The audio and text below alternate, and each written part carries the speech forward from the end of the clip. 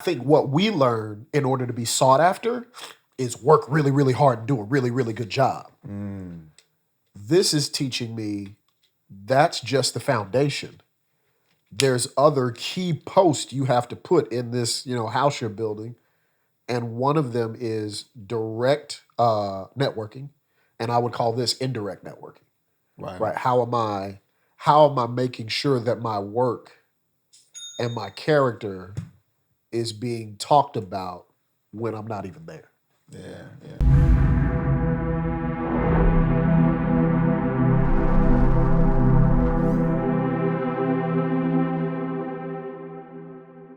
What's happening, good people? Welcome to another episode of First Generation Wealth Builders, man. We back at it, dealing with Dre, man. What's going on? Chilling, man. Just moving. Moving. When you talking about moving locations. Yeah, right. Because we sold the house. You got on TV and ranted about my check. Told everybody my business. Oh, hey, what's No, the I'm playing. feedback been like that on that? Man, it's been crazy. People have been calling me like, "Hey, man, I really want to get started." Like I hear, and a lot of people have said, "Man, I see what you and Eric are doing. Man, that's dope. Keep going." That's been like everywhere I've gone. Most people that know us, that's been the main thing. But then there's a couple people outside of that that have really been like, "I want to do what you guys are doing. How do I get in line?" I'm like, "Well, first off, it ain't no we, it's him. He's doing it." Like I'm learning, so you're in the same spot with me and trying to really make sure people understand. Like I don't have this figured out. That's why we're doing this. Got you. At that moment, you should be like, man, make sure you subscribe to First Generation Wealth Builders. You know what I mean? And I do. On YouTube and all podcasts, Yes. Platforms. That's what you do right there. You need a shirt that just says it and then you can point to it. But no, for real, it's been what we talked about, right? Like building a community of people that are the first in their family or in the first few generations to really be trying to figure out how do I build wealth? Because working for the rest of my life and only doing that, we know doesn't work. So that part's encouraging, but it's also it also kind of trips me out because like people are paying attention. It's like, oh, So I disagree a little bit. of course you do. Give it to me. I don't think people know that it doesn't work because we've been taught to work hard for money. Yeah. You see what I'm saying? Of course. So I think that, But you just said something like before this, you was just like, we got this money this week that you earned this week. Right. And then, shouts out to wifey. Please don't cuss me out. But she was just like, you said that she was like, let's save it. Yeah. And your mindset was a little bit different, more so like, how can we invest it to grow and work for us? Talk about that. Right. So, but between the two of us, my wife has taught me to save, and I've tried to teach her to take risk. If you left the two of us alone, she would be fine because whatever she made, she's not gonna let go of it. Me, I'm gonna see an opportunity. I'm gonna take that opportunity. Some I'm gonna lose, some I'm gonna make. That's the essence of the conversation. But when we were talking on this particular occasion, I tried to take it a step further and say, okay, so let's say we save, right? Like, cool.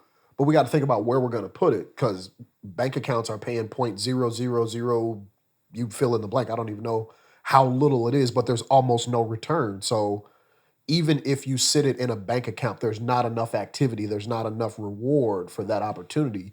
You got to put the money to work somewhere.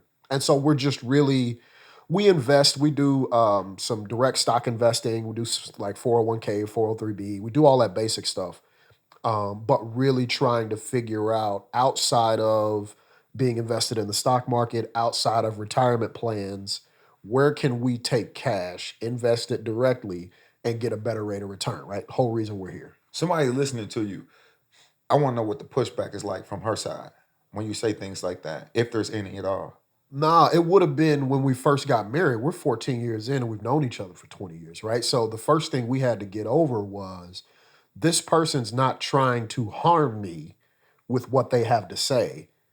We genuinely believe we're going to spend the rest of our lives together or somebody's got to die. Like that, we blood in, blood out. That's just what it is.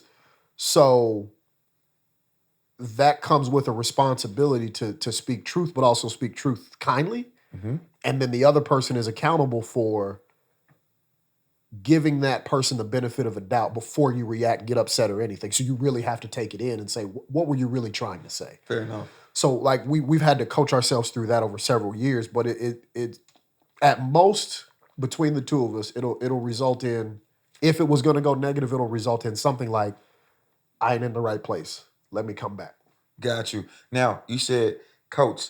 Have you been coached, or that's just something that you kind of guys walk and educate each other? No, bro. We were in a marriage ministry for the first 8 years of our marriage.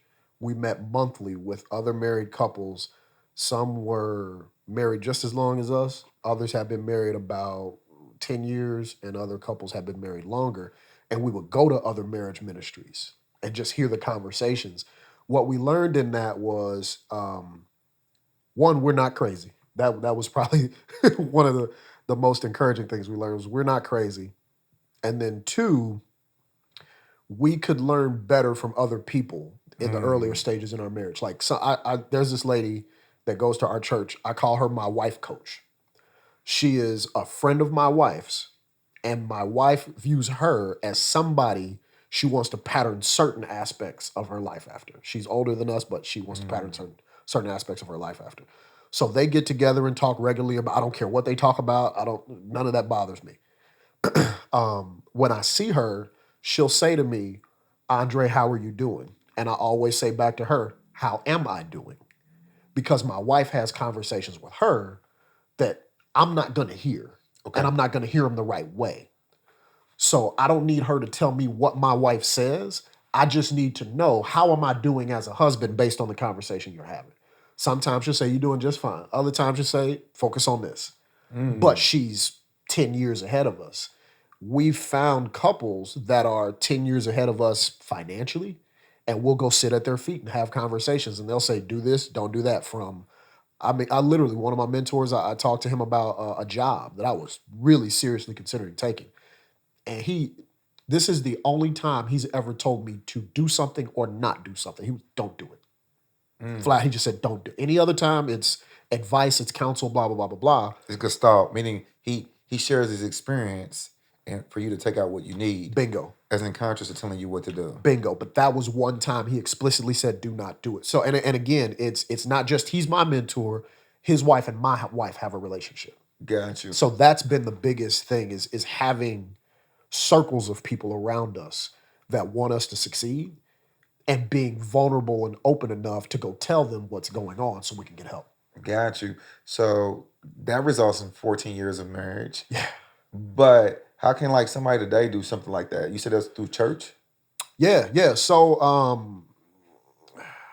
I mean, it doesn't have to be through church. I would strongly recommend it, especially if you're talking about getting married. With another conversation for another day. But there's got to be somebody around you, whoever this person is, that you like something about how they move. Got you. That's a part of networking, is figuring out how do you walk up to that person and have a conversation and let them know you're interested in X, Y, Z. Right. Could you connect with them and ask questions periodically, blah, blah, blah, blah, blah. So if I were to do, let's pretend the conversation, right? If I were to do that, because I do this now, hey, such and so, my name is blah, blah, blah, blah, blah. I observed you doing yada, yada, yada, yada, yada, and I really like how you move. I'm trying to accomplish X, Y, and Z. And as I'm doing that, would you mind if I gave you a call about, blah, blah, blah, blah, blah. So I just did that. You told me to get another mentor in real estate, which is something I want to talk to you about. That's exactly how the conversation went with my now new mentor in real estate. But he does a slightly different space than you do. But just having that type of a elevator pitch where you can let people know what you're trying to do and get support for it. Got you. So let's talk about that, man. Let's go right into it. So, new mentor, right? Yeah. Did you know this individual? We've been like building a relationship over the last several months. Okay. But again, I like what I've seen from him, and I've asked very specific questions about how they've built their portfolio and why they approach it the way they do. The reason I like them is because they're doing something different than you are. This person is doing predominantly they're doing like large land grabs, and then they'll build subdivisions. Got you. That's aggressive. That's Yeah. dope though. That's dope. So like, let's go back though. Like, how was that conversation? Like, I understand meeting somebody, Yeah. liking what they do, whatever, whether it's social or, in conversation. But how do you enter a conversation where you're seeking him as a mentor? Like, how did that go? Yeah. So it probably took 2.5, 3 months. Mm, The first time we met, we were sitting down having a conversation about me and my partner in Brunch and Grooves trying to do an event at that location. And I'm big on, once the meeting is over, once we're done talking about all the formal stuff, how do I get to know this person? So where you from? What do you do when you're not doing this? How do you spend your leisure time? So just those conversations, I got quick ideas of, okay, this person's involved in this, they're involved in this, they're involved in this. And then I start looking at, if I think this person is someone that I want to be a mentor for me, what are ways I might be able to add value to them just to try to establish a relationship? So from there, this person's new to the city. Um, I serve on a couple of different boards around town. So just talking about, hey, if you're doing this, I might be able to make some connections or introductions over here. Let me know if that's something you'd be interested in. what do you say? So yeah. Got you. And then the key is the follow up, right? So I actually went and set those conversations up. I made sure I did those introductions, and I keep a running list of things that I'm supposed to do. So at that point, if I've demonstrated that I can at least see strategically where you're trying to go and I can intentionally add value, if I do the follow up, I found that people are much more willing to engage with you. So now we're trading, text messages. It's more regular conversation. Fast forward, we host an event at one of his spots. He loves the reaction. We host another event at one of his spots. He loves the reaction. Now we've got a formal relationship, right? And so from there, I let him know, hey, when you mentioned XYZ first time we met, I'm also interested in real estate as well, but I'm really, really new to it. Would you mind if I gave you a call if I run across opportunities or I'm thinking about, a certain thing? Yeah, sure. And that's how Got I you. started. Nice, nice.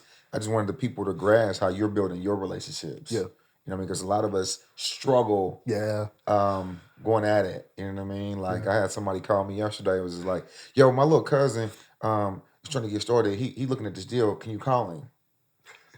I was just like, like, you my guy and I love you. Yeah. And you got my line because when you started DJing, as I'm talking to him, when Yeah. you started DJing, you would come to parties with me and Yeah. you would carry crates. You'd add and value. and you would open. So you have my direct line. Yeah. It's your access. But if your cousin has not been in my DM asking for himself, if he's not taking a course or anything, Right. you wasting your time and I'm wasting my time. Right.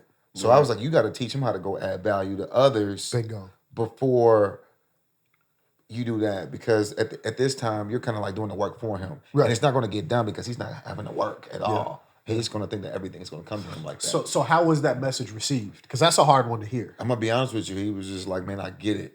Oh, that's dope. That's good. He was like, I get it, just because I've mentored him through Yeah. through DJing, and so he kind of understood. The delivery's not a problem. I'm just like, what the fuck you doing?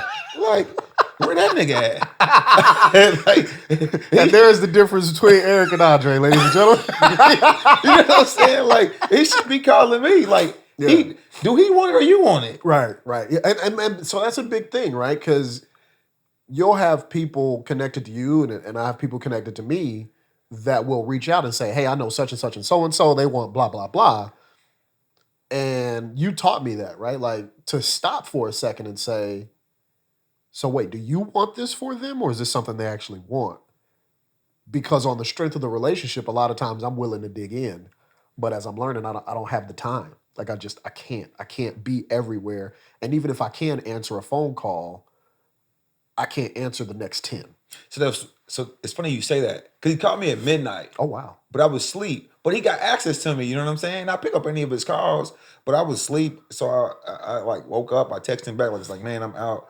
But I was just like, You good? Are you in Yeah, the yeah, yeah. hospital? Like, yeah. So then, so the next day I hit him back and we had the conversation. But when you say that right then and there, it's like it hit so hard, because like I could have texted that. I had to have him hear that Yeah. from me. Yeah. And I was like, you have to teach him the same lesson that you learned. Right. And if he gonna use you to reach out, because I understand leverage. Yeah. Hey man, that's your guy. Like I need to tap in with him, right? Right. At least let me be in his inbox before you do that. Right. Like I inboxed him already. So if you could have him respond to me, and at that moment, at least he's making the effort to take over. Right. Not you do the work for him. Right. And so, so like there's ways around it. There's no right way. There's just a better way though. So you say that, and let me try to put a cap on it with this. I was on a phone call with another mentor, and this is more on the professional side. This person's Hey man, hold on. I'm a professional. Don't water me down like that. I ain't got nothing to do with what I'm talking about. What I mean is, I have people that mentor me personally from a marriage perspective. That's what we talked about earlier. This one isn't on the marriage side, it's on the professional side, right? So in this conversation, my mentor mentioned to me, you get certain opportunities because other people have mentioned your name. And that it was one of those things where I knew, but I hadn't heard it in this particular context.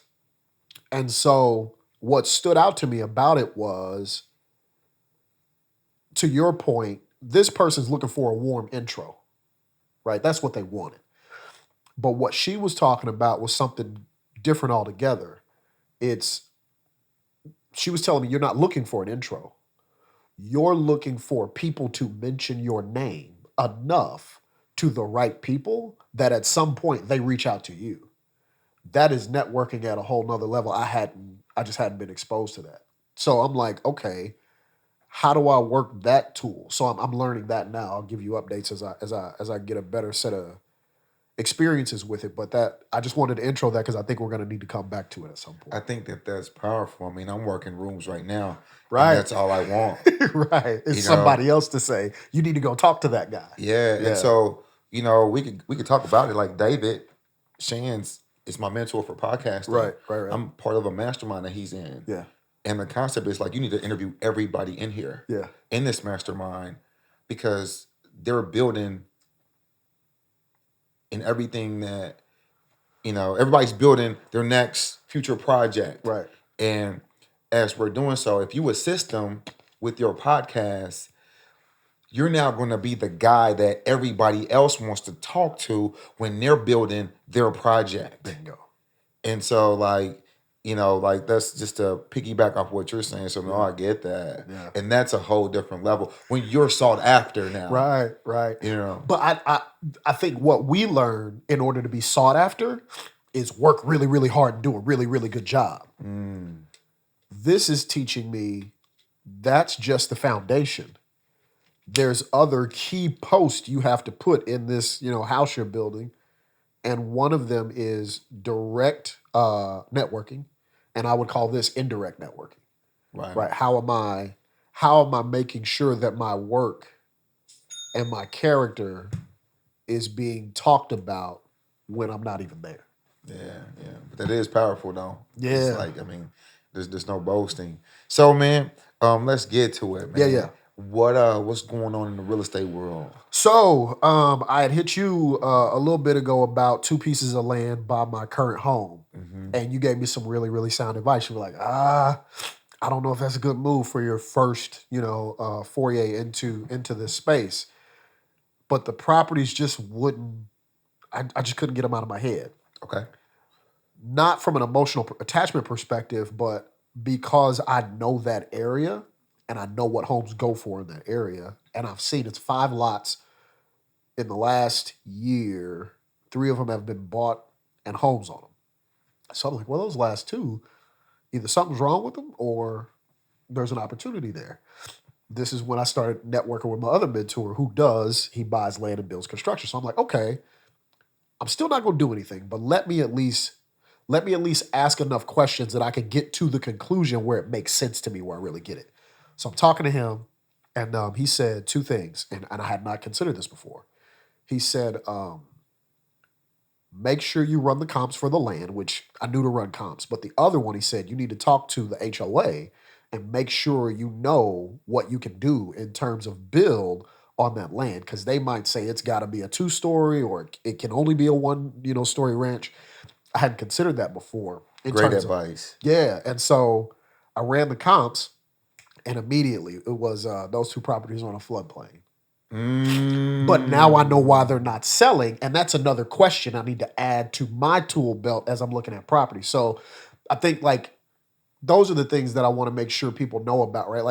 Like follow things to their natural conclusion, because you're gonna get a value add if you do that. For me, it was just that idea of make sure you look at the covenants and restrictions for each HOA area, and then make sure you're examining, especially if you're looking at land, is that land on a floodplain?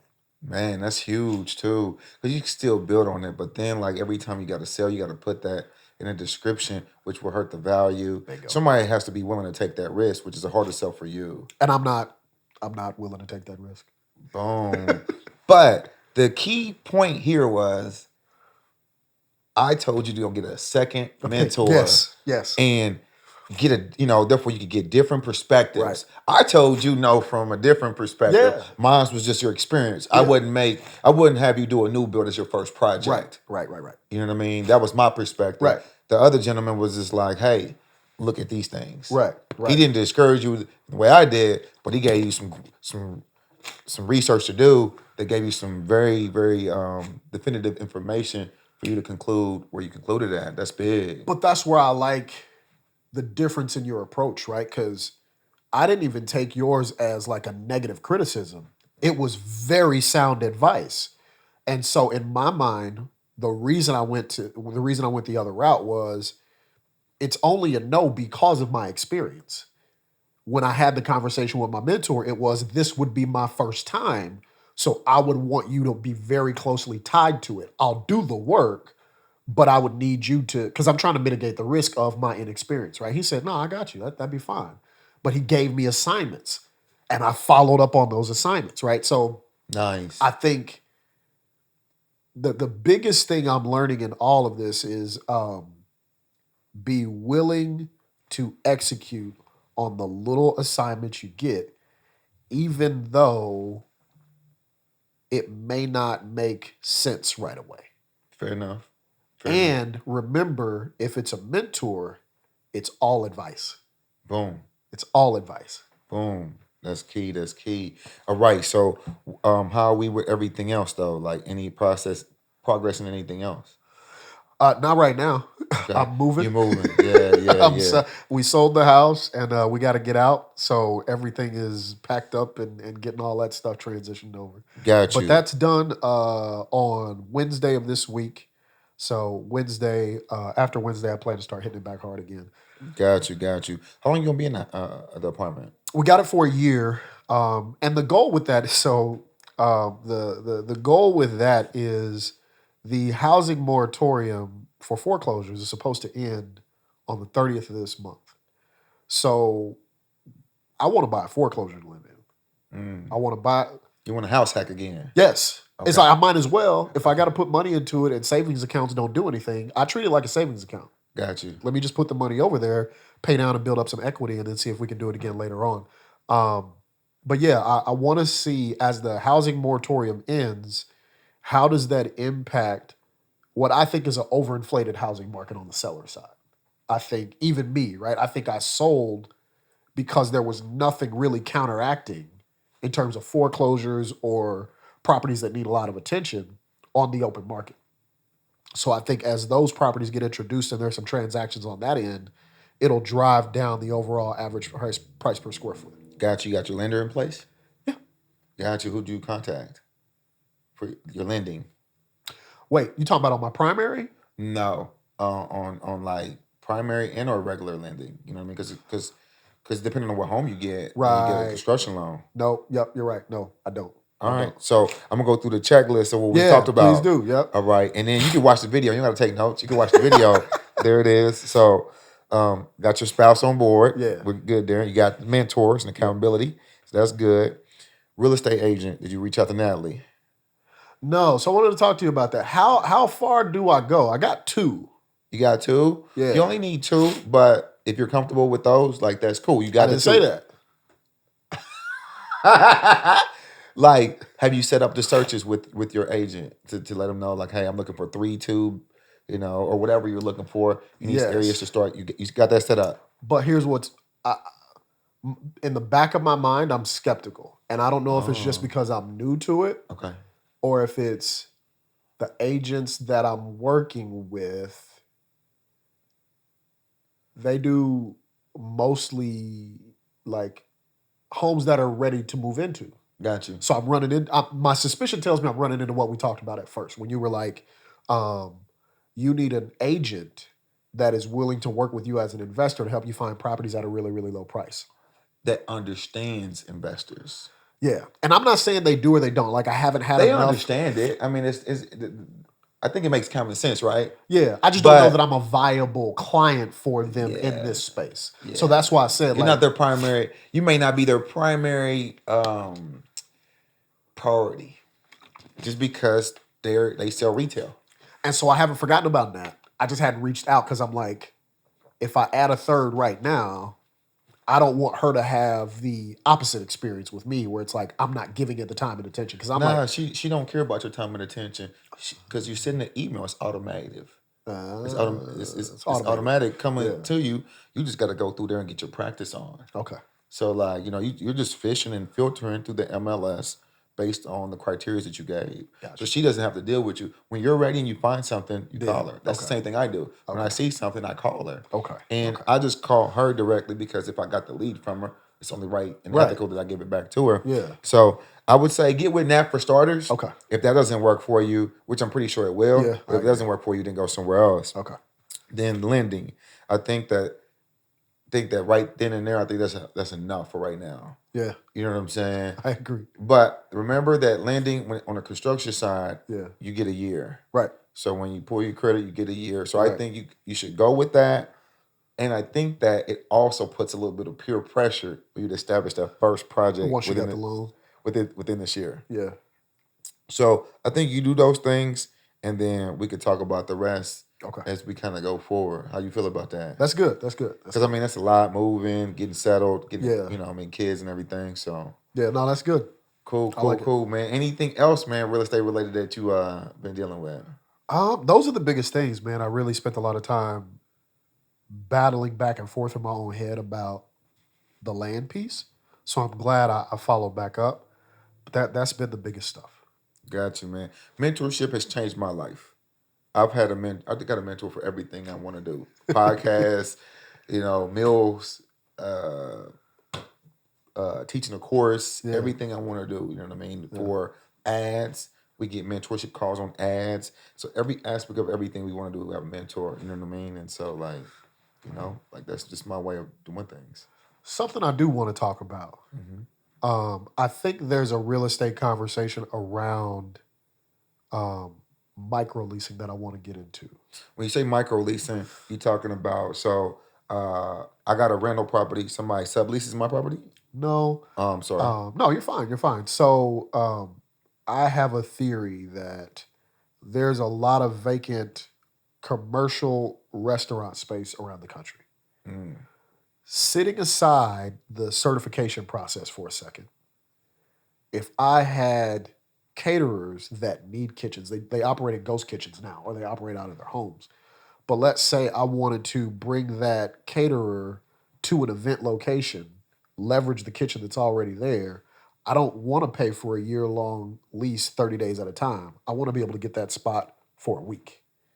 Got you. I think there's an opportunity in the commercial real estate space where being able to do that Airbnb model for those types of properties makes a lot of sense.